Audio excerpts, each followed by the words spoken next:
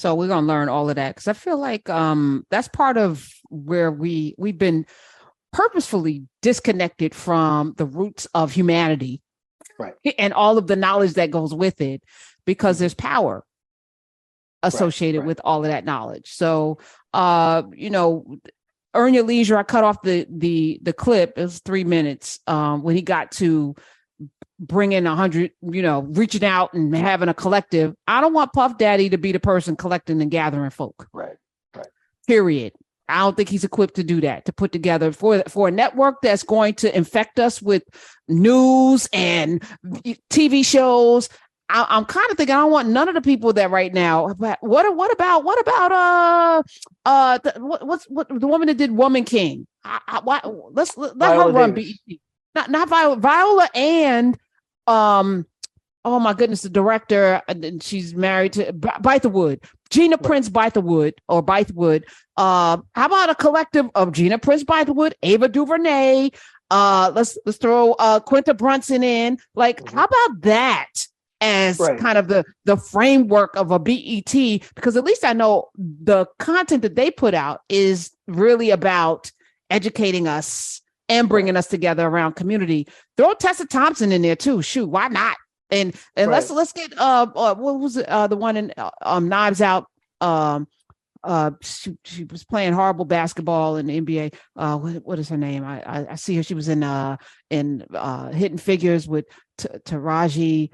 She's a singer. What's her name? Smith? Janelle. Yeah, throw her in there too. Why not? Because she's smart. And then that would feel better than what y'all are doing right now. I don't trust Puffy to put together a coalition of nothing.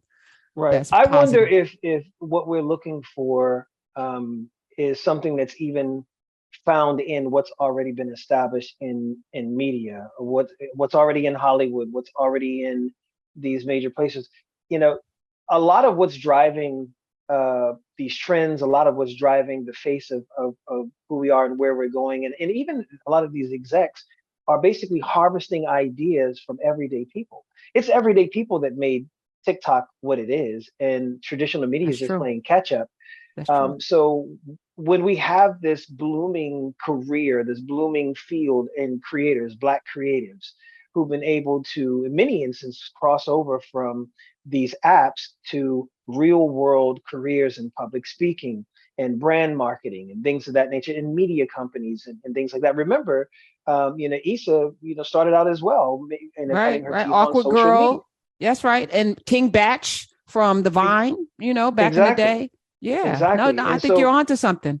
So maybe we're mining in the wrong mine for the thing that we're looking for, that maybe we're looking not necessarily for what's already been done and who's already done it and who's already made their money from it, but start mining more of the mines that have more to give, more to offer, and don't really have skin in the game just yet, but they're trying to redefine the game itself. Because at the end of the day, you're going to end up, like you said about that MIT, programmers.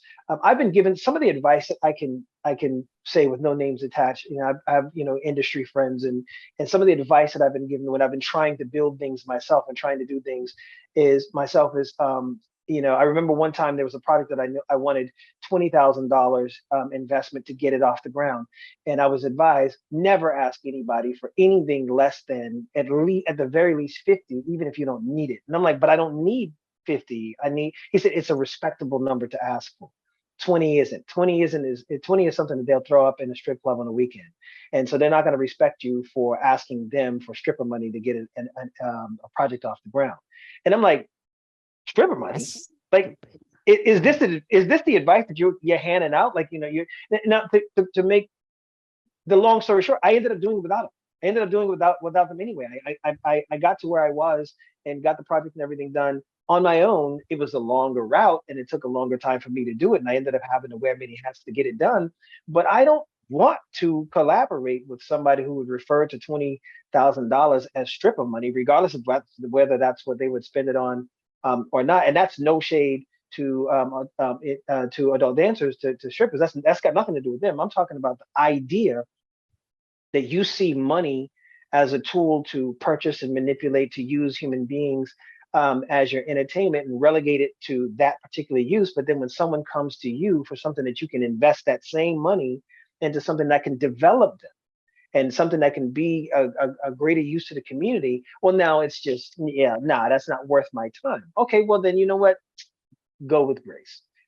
Do you be good? But I still think that the brilliant minds that we're looking for are not the Diddy's of the world. They're not the people who are already there. And there's so much nepotism and there's so much Yep. Rivalries and things that are already there and stagnant and in place, that I just think that maybe it's the people.